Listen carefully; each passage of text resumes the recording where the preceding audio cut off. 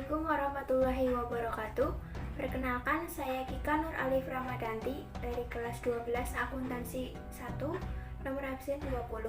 Pada kesempatan kali ini, saya akan menjelaskan mengenai sejarah perkembangan Islam, strategi dakwah Islam, dan perkembangan dakwah Islam di Indonesia. Berikut penjelasannya.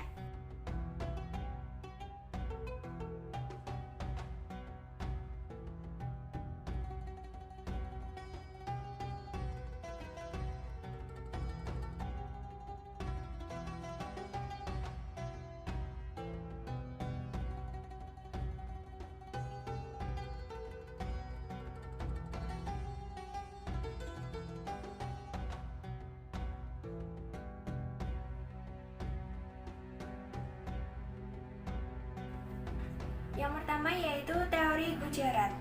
Islam diperkirakan tiba dari wilayah Gujarat India melalui peran para pedagang India Muslim pada abad ke-13 Masehi. Yang kedua yaitu teori Mekah. Islam diperkirakan tiba melalui Timur Tengah pada abad ke-7 Masehi. Yang ketiga yaitu teori Persia. Islam tiba melalui para pedagang asal Persia yang dalam perjalanannya singgah melalui Gujarat India pada abad ke-13 Masehi. Baik teori Gujarat maupun teori Persia, keduanya menyatakan bahwa Islam datang pada abad ke-13 Masehi. Namun pada teori Mekah menyatakan bahwa Islam datang jauh sebelum itu, yaitu pada abad ke-7 Masehi saat Rasulullah masih hidup.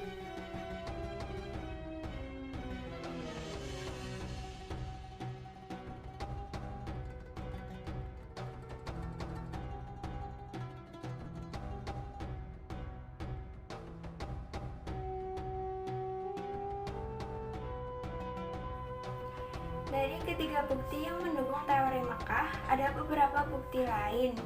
Yang pertama yaitu dari buku Nuqbatut Dar ad-Dimashqi yang menyatakan bahwa Barus merupakan daerah awal masuknya Islam pada abad ke-7 Masehi. Yang kedua yaitu sebuah makam kuno di kompleks pemakaman Mahligai, Barus. Di batu nisannya tertulis bahwa Syekh Rukunuddin wafat pada tahun 672 Masehi. Yang ketiga yaitu ditemukannya makam Fatimah binti Maimun di Leran, Gresik pada abad ke-11 Masehi. Yang berarti jauh sebelum itu sudah terjadi penyebaran Islam terutama di daerah pesisir Sumatera. Karena yang menyebarkan Islam di daerah Jawa adalah para mubalih dari Arab dan dari Pasai.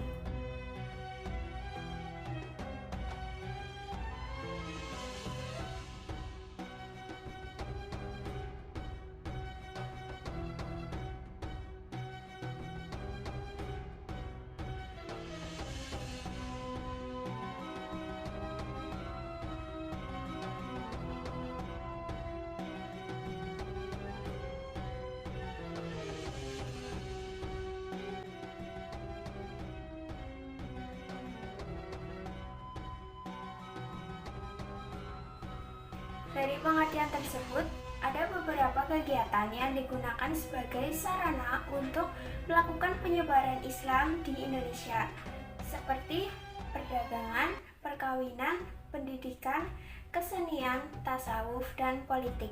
Berikut penjelasan singkatnya.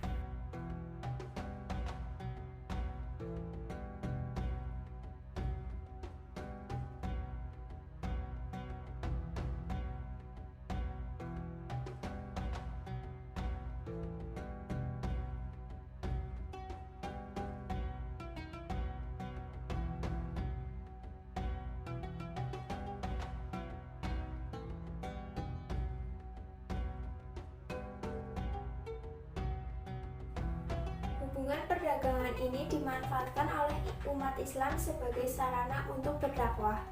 Karena jika keterlibatan mereka dalam aktivitas perdagangan semakin jauh, maka akan banyak orang yang memeluk Islam. Karena pada saat itu, jalur-jalur strategis perdagangan internasional hampir dikuasai oleh pedagang Muslim.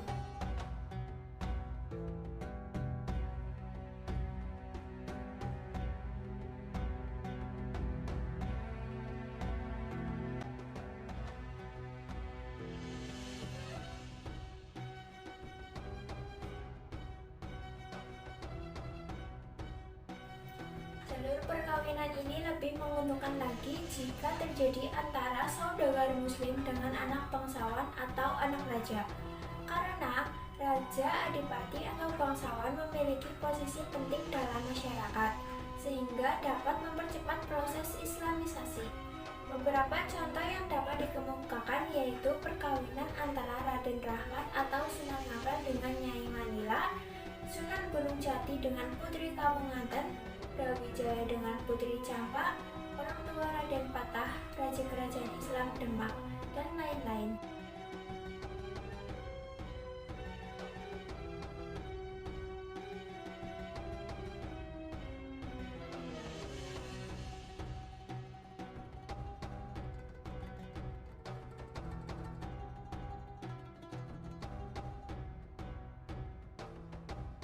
Dengan penyebaran agama Islam melalui pendidikan di pesantren, maka agama Islam dapat tersebar ke seluruh penjuru Nusantara, hingga akhirnya banyak penduduk yang memeluk agama Islam. Karena itu, dapat dikatakan bahwa model pendidikan pesantren yang tidak mengenal kelas menjadi media penting di dalam proses penyebaran Islam di Indonesia. Bahkan, kemudian diadopsi untuk pengembangan pendidikan keagamaan pada lembaga-lembaga pendidikan sejenis di Indonesia.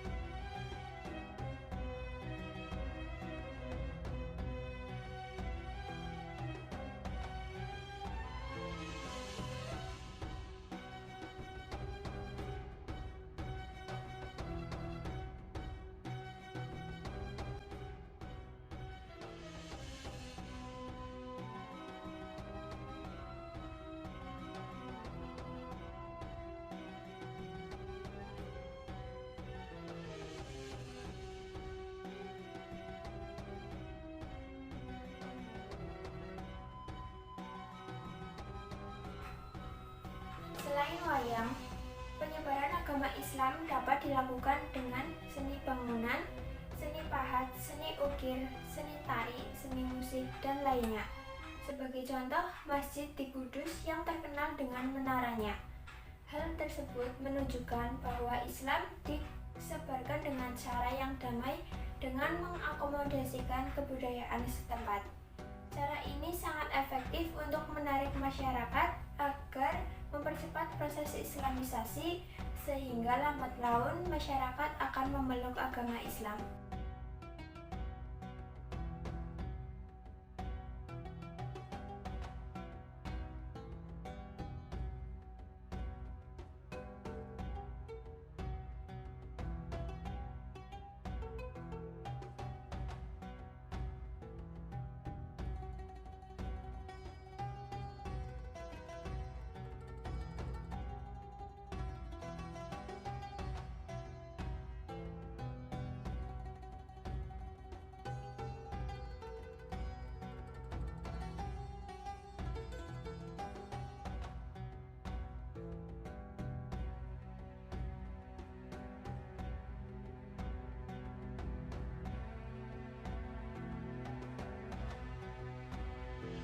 Pada sebelum masuknya agama Islam ke Nusantara, telah kita ketahui beberapa teori. Berdasarkan bukti yang ada, teori Makkah cukup meyakinkan untuk dipilih, yaitu bahwa agama Islam masuk ke wilayah Nusantara dari abad ke-1 Hijriah atau 7 Masehi. Namun, saat itu perkembangannya masih belum pesat dan meluas. Pada abad-abad selanjutnya, baru terjadi perkembangan lebih besar, terutama setelah abad ke-7 Hijriah, yaitu ke-13 Masehi. Untuk lebih jelasnya, pada uraian berikut.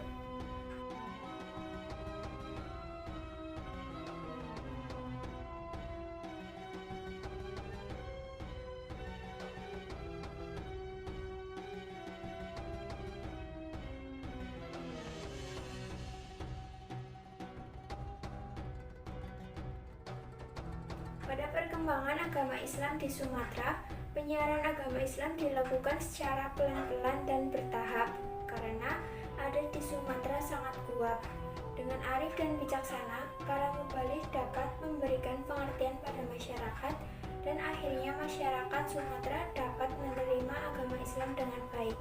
Sebagai bukti bahwa Islam diterima oleh masyarakat Sumatera dengan kerelaan dan kesadaran adalah istilah yang mengatakan adat bersendi syura, syara bersendi kitabullah. Jadi, adat istiadat yang dipegang teguh oleh masyarakat Sumatera itu adalah adat yang bersendikan Islam. Artinya, Islam menjadi dasar adat.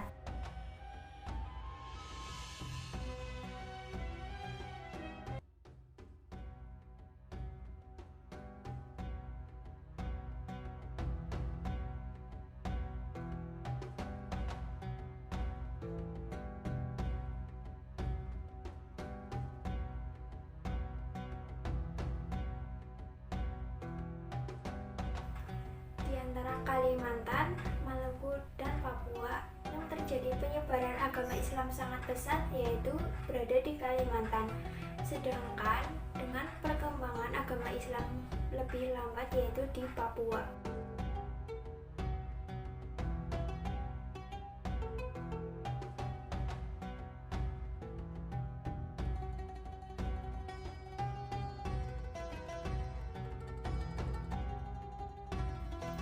Sebelum Islam datang ke daerah Sulawesi, penduduknya telah menganut kepercayaan nenek moyang. Setelah Dato Ri Bandang berkunjung ke Sulawesi Selatan, Raja Goa yang bernama Karaeng Tonigalo masuk Islam. Kemudian atas usul Dato Ri Bandang, Raja Goa berganti nama dengan Sultan Alauddin. Jauh sebelum Raja Goa masuk Islam, para pedagang telah menyiarkan agama Islam di tengah-tengah masyarakat Sulawesi Selatan dan banyak penduduk yang telah menganut agama Islam. Setelah Sultan Alauddin wafat, beliau diganti oleh putranya yang bernama Sultan Hasanuddin. Dari Goa, Islam terus berkembang ke daerah-daerah lainnya seperti Talo dan Bone.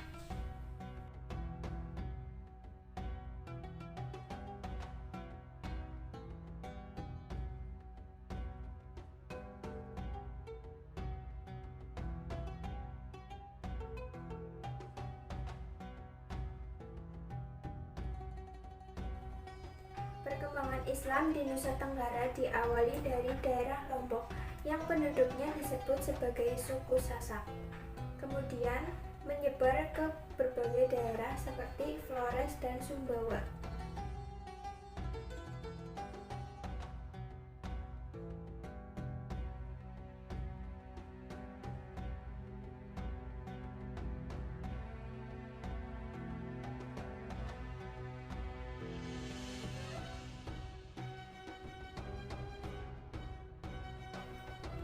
Tokoh terkenal yang berdakwah di Jawa Timur adalah Maulana Malik Ibrahim. Beliau menetap di Gresik, kemudian mendirikan pusat penyiaran agama Islam dan pusat pengajaran. Dalam majelisnya itu, beliau mengkader beberapa orang murid. Selanjutnya, mereka menyiarkan agama Islam ke daerah-daerah lain di Pulau Jawa. Di Jawa Tengah sendiri, penyiaran agama Islam berpusat di Demak. Penyiaran agama Islam di Pulau Jawa dilakukan oleh para wali yang berjumlah 9 yang dikenal dengan Wali Songo.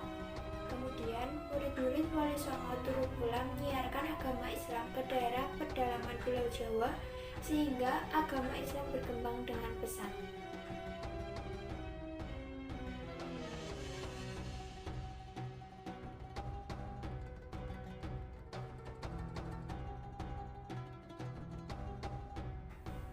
Cukup sekian yang dapat saya sampaikan. Mohon maaf apabila banyak kesalahan.